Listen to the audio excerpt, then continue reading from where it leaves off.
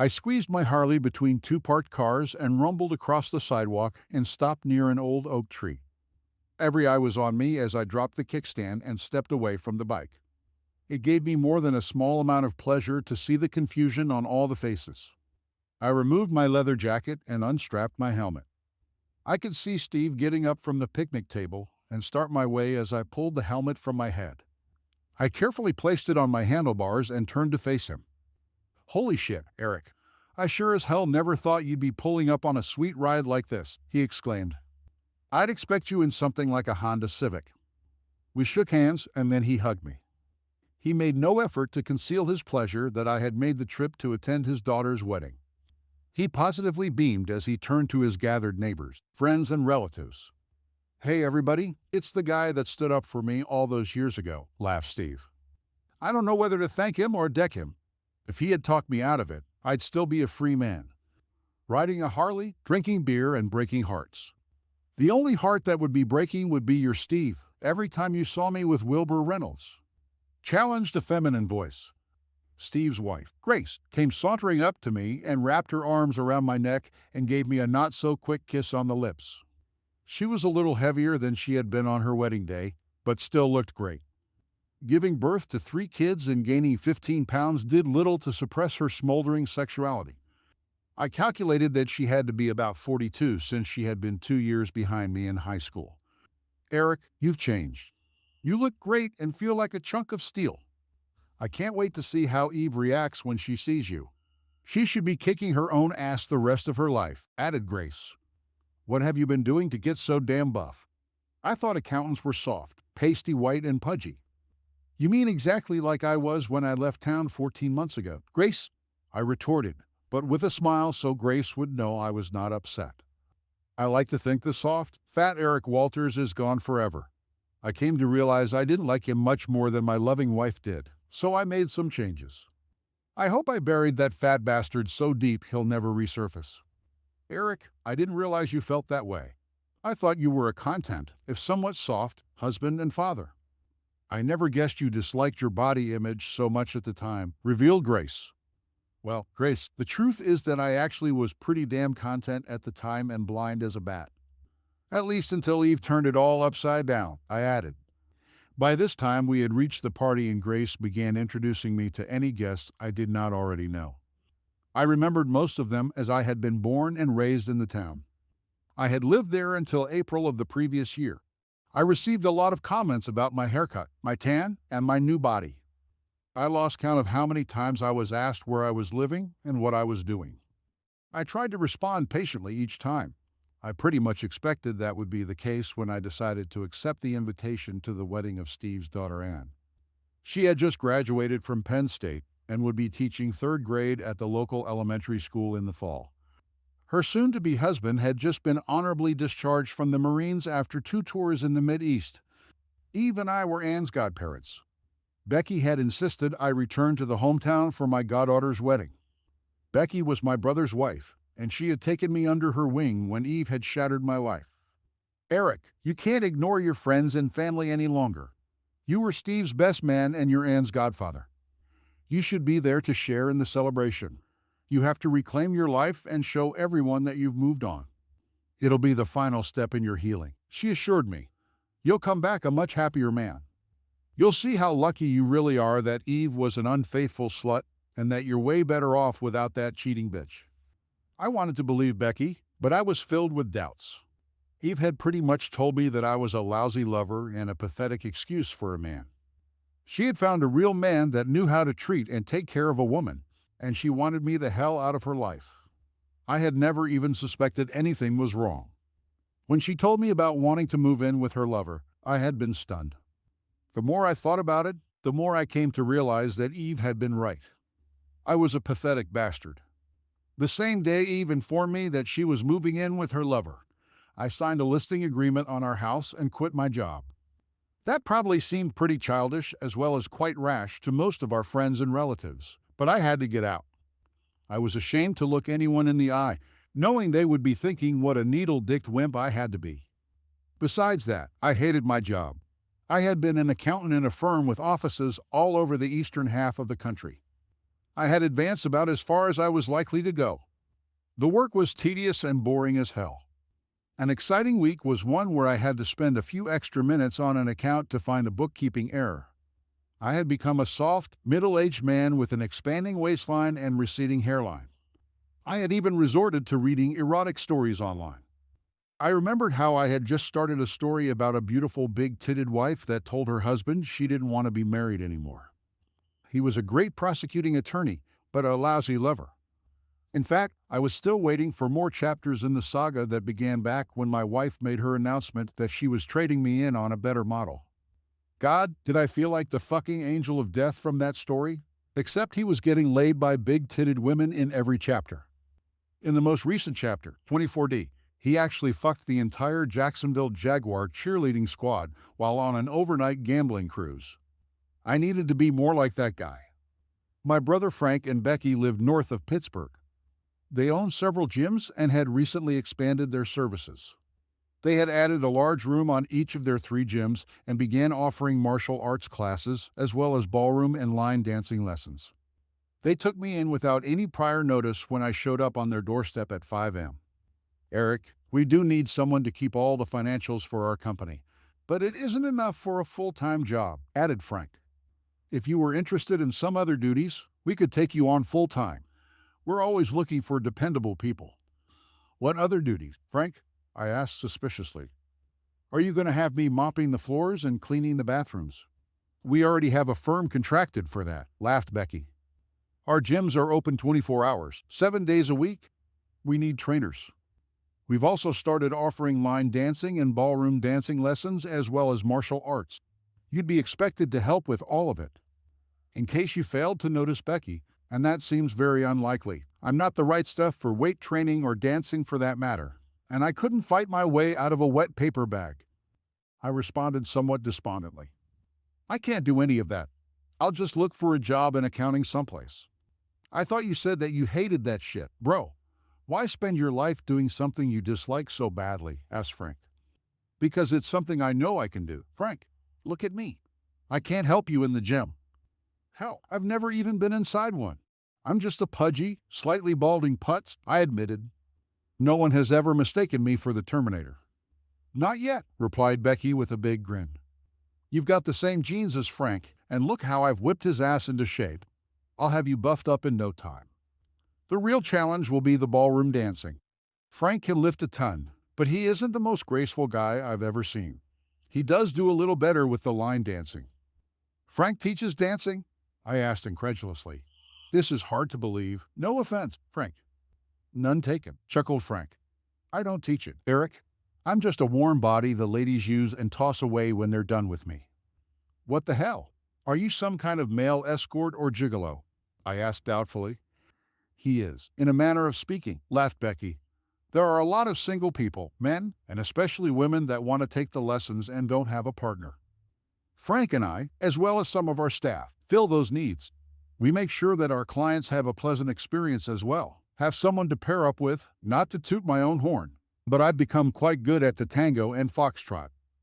You'd expect me to be able and willing to assist ladies dancing. Me? The guy with 2 left feet. I can tell you right now, I can't dance. Like you just said, Frank and I are from the same spastic gene pool. Maybe you can't dance yet, laughed Becky, but you'll learn. The most important thing is to make your partner feel special. Show her that you enjoy her company, her smile, her effort, and when acceptable, her body. This is as much about gracious social interaction as it is moving your feet correctly. That's why our business is booming. We don't allow or encourage any of our employees to become too sexual in dance class or the gym. Not that it can't happen, but we won't stand for our employees being directly involved in any broken marriages. We also want as few broken hearts as possible. Our gyms have the reputation as a safe atmosphere for couples, singles, and even families. I sat there thinking as I listened to Frank and Becky. I had to admit to myself that whatever they were doing was a hell of a lot better than what I had been doing. They were both strong and healthy and looked great.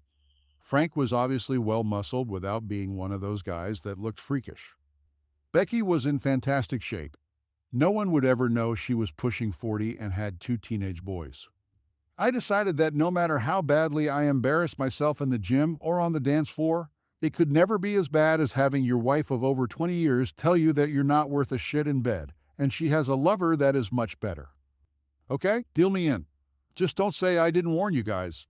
You're starting out with a bill ball of shit, and it may not be that easy to whip me into shape or get me to dance without stomping on a lot of toes. Eric, I'll make a new man out of you if you'll listen to me and follow my plan. This isn't going to be easy, I admit. Your entire lifestyle will have to change, and you'll be putting in a lot of hours, but I promise that you'll love the finished product. You'll have sculpted fat in no time and eventually a buff body. Then you'll go back home and piss on Eve's parade. Promise, Becky. I wasn't sure about the sculpted fat part, but pissing on Eve's parade sounded great, if extremely unlikely. Becky was good at what she did. I was certain about that, but I seriously doubted she had ever worked with as a pathetic slob as I was. Most of the next couple months went by in a haze.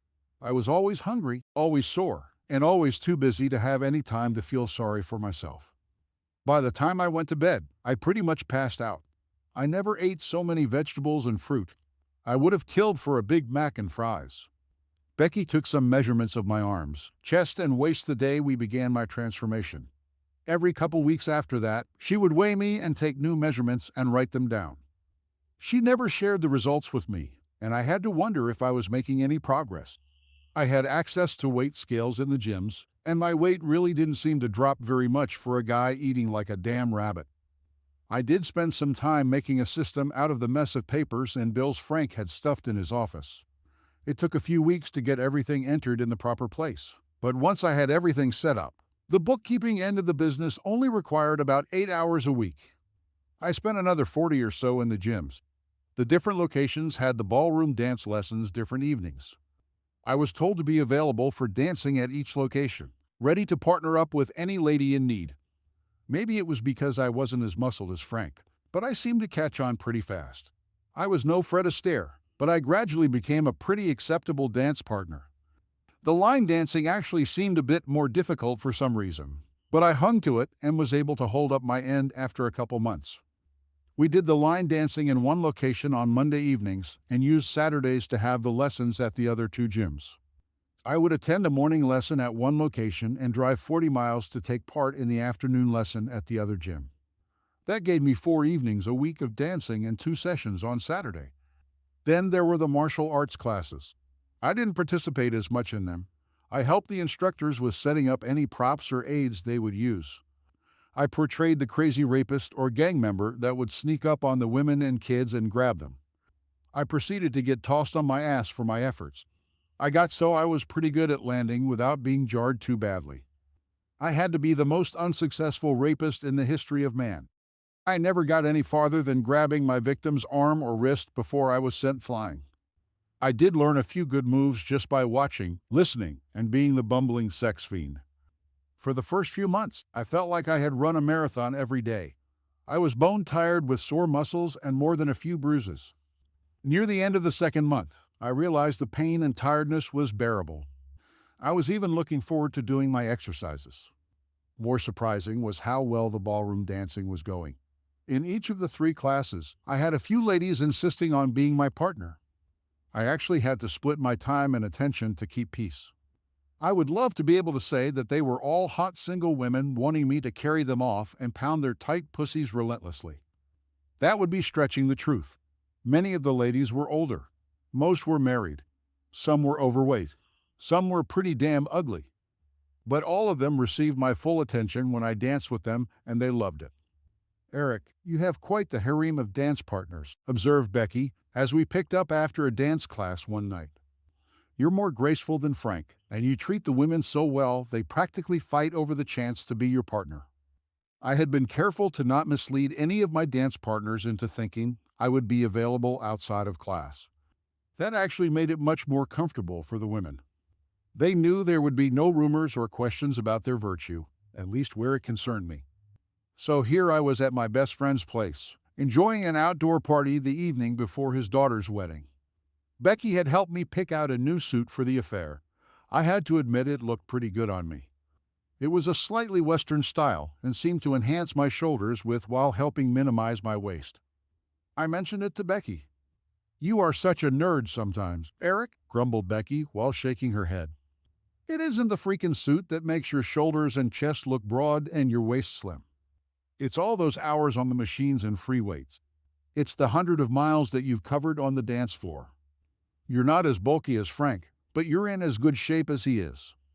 Haven't you noticed how heads turn and people watch when you lift weights? Or when you show someone how to use the machines?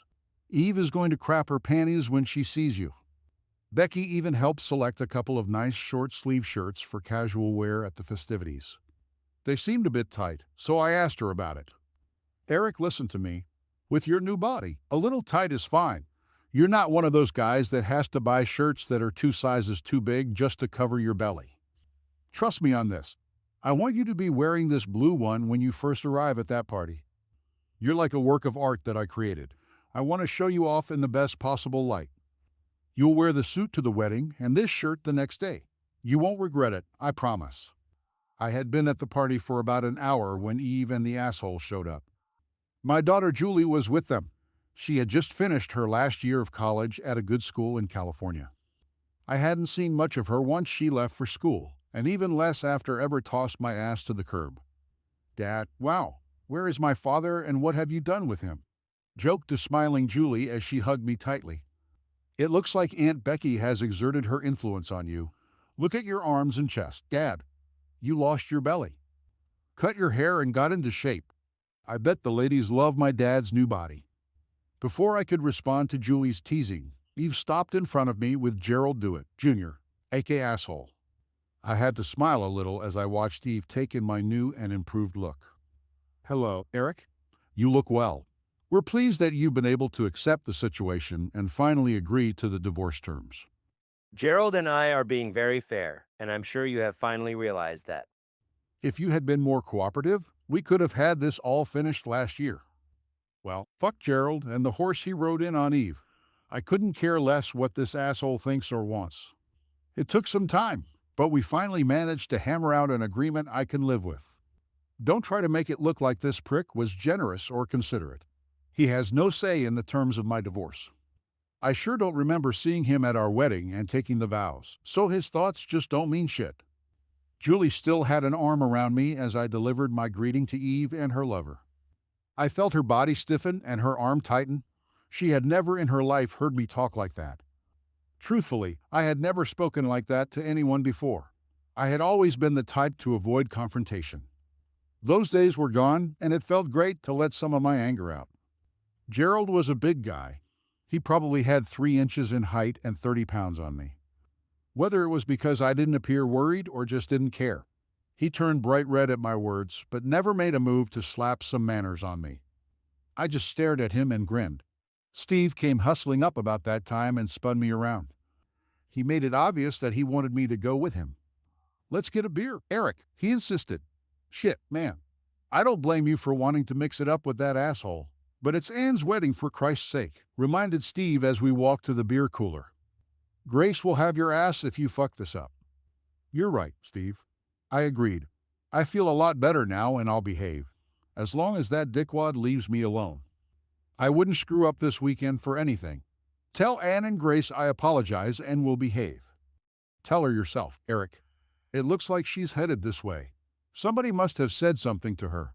I'm sure glad I'm not in your shoes. I have to go smooth things over with Eve and Fuckface. Good luck with Grace, offered Steve over his shoulder as he walked quickly away. Grace looked grim as she approached. She took my arm and led me farther away from any possible listeners. She looked back and apparently was satisfied no one could hear what she was about to say. Eric, I understand you were rude as well as crude to Eve, and Gerald Jr. word has it that you pretty much threw it in his face and dared him to do something about it. Do you feel any better after that sort of inappropriate behavior concluded, Grace? Well, now that you ask, Grace, I do feel a hell of a lot better. I understand that it wasn't the time or place, and I apologize to you and to Anne. I'll keep my emotions in check the rest of the weekend, I promised. That's good to hear, Eric, replied Grace. However, if that asshole gives you any trouble at all, do what you've got to do and don't worry about anyone else. Anne loathes that prick, and it would probably be the highlight of her wedding to see you give him what he's got coming. Rumor also has it that Gerald Jr. wasn't too eager to test your sincerity. Eric, you've changed. You've gone from a really nice meek guy to a really nice tough guy. I like it. I tried to avoid Eve and Gerald the rest of the party. Anne introduced me to her Marine groom. His name was Jim, and he had the look of a man that had experience well beyond his years. Uncle Eric, I heard what you said to Aunt Eve and her asshole boyfriend or whatever he is. I just want you to know that I've never been more proud of you than when I heard what you said. You've always been too nice. You always took way too much shit from people. No offense, Uncle Eric. If that pompous jackass makes any trouble at all, a certain Marine will be there to help quell it. My future husband doesn't take any shit either, insisted Anne proudly. A short time later, my daughter Julie slid her hand in mine and walked with me. It had been too long since I had quality time with my daughter, and we spent a few minutes catching up. Julie, has your mother gained weight? I asked quietly. She looks pretty wide in the ass, and her boobs look like they're sagging. Truthfully, chuckled Julie. She was telling me yesterday how she's lost 10 pounds since the two of you separated. She was trying to make it sound like Gerald was so good for her. That caused her to slim down. Being around you was ruining her health. I just ignore her stupid comments. I don't see her that much and don't want to alienate her, even though I'm pissed at the way she treated you for as long as I can remember. You look a lot happier, healthier, and confident than I ever remember, Dad. I have to tell you that I was really surprised at the way you laid into Mom and Dumbass when you met them.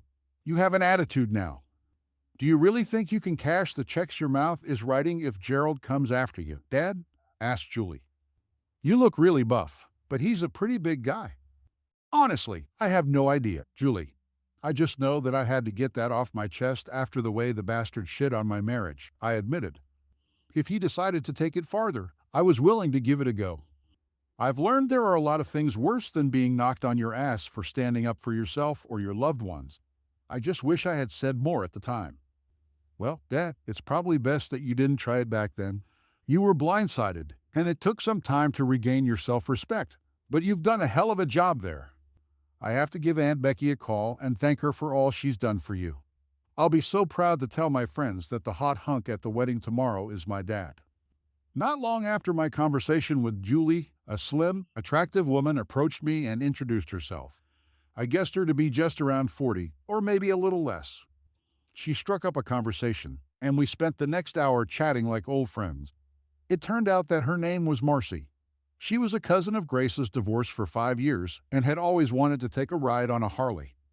I also had the distinct impression she wanted to ride something else when we were done with the Harley. The party was winding down, so we said our goodbyes to Anne, Jim, Steve, and Grace. I see you've met my cousin, Marcy. Take good care of her and be sure you're at the wedding on time tomorrow morning. Eric, save some energy for the reception, too. I'll be expecting you to dance with the mother of the bride more than once. Teased Grace. I straddled my bike and then helped Marcy climb on behind me. I gave her an extra helmet from my saddlebag, and just as I started to pull mine over my head, I saw Eve staring at me with her mouth open. Whether it was the Harley, the woman sitting behind me, or a combination of the two, Eve seemed totally shocked. Julie stood next to her and was smiling from ear to ear. For some reason, that made me smile as I eased between a couple parked cars and cruised up the road with Marcy clinging to me.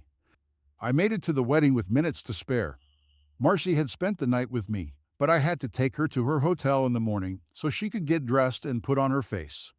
I was sitting by myself when I felt her slide into the space next to me. She really had cleaned up nicely.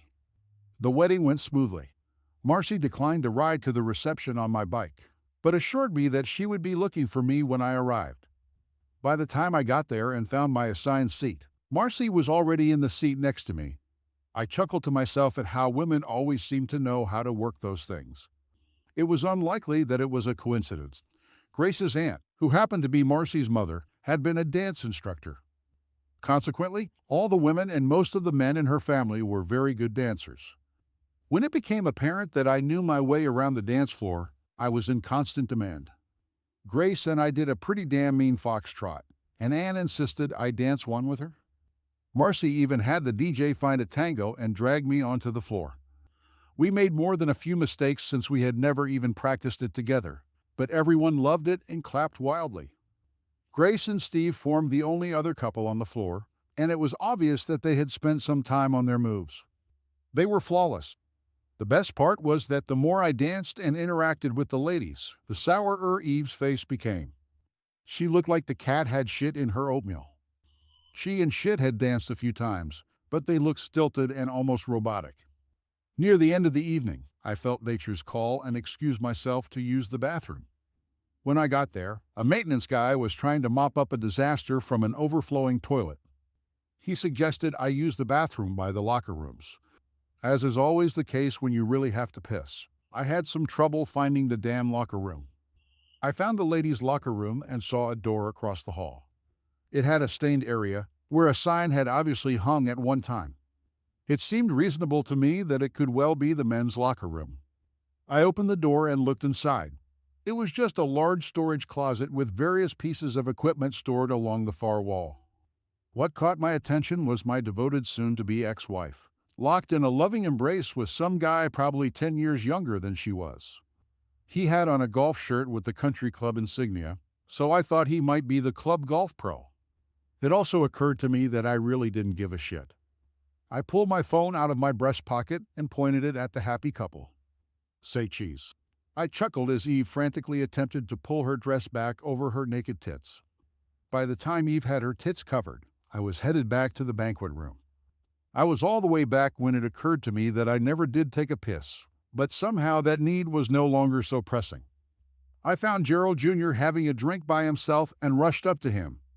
"Junior," I called as I approached him. "Take a look at this." That was how Eve found us as she entered the room. I quickly left Junior, found my way to Marcy, and gave her a hug. "Let's say goodbye to everyone and take a ride," I urged. I still laugh when I think about Marcy, with her gown pulled up and stuffed between us and her long legs totally exposed. I know that those watching us pull out of the lot had to see her thong, or at least some of her ass, as we sped back to her hotel to change. "Wow," gasped Becky as I finished my recitation of the wedding weekend.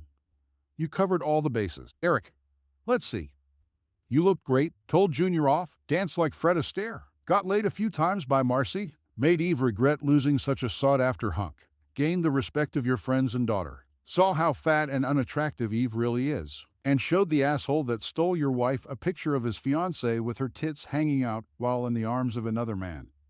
Did I miss anything, you vengeful bastard?" "Becky, how can you say that? I'm hurt. Look at my phone. Do you see any picture-taking capabilities?" My brother Frank reached over and took the proffered phone and laughed. "It's a fucking $5 track phone. He can't take pictures with this thing. I'm not sure he can even make a phone call with it," roared Frank, with tears running down his cheeks. "Then how did you get revenge on Eve?" demanded Becky. "Did you tell him what you saw and hoped he would believe you? Let me ask Frank a question or two. Frank, would you want to know if the woman you were going to marry as soon as her divorce becomes final was cheating on you? Would you hate the guy that told you about it?" "Damn right, I'd want to know, and I thank the guy for telling me. I'd consider him a true friend and thank him for stopping me from making a huge mistake and maybe wasting years of my life on some cheating slut," answered Frank with surprising emotion. That's the same way I felt, so I just showed the stupid prick my cool track phone and left before Eve could get there. She looked like she was having a heart attack, but it's on that fucking prick that cuckolded me that I really wanted to wreak vengeance, I revealed as I grinned at the memory. "You rotten vengeful bastard," laughed Becky. "You didn't tell him anything. You almost gave Eve a coronary, but the asshole's still going to marry her since he doesn't know she not only cheats with him, but on him. He is so fucked."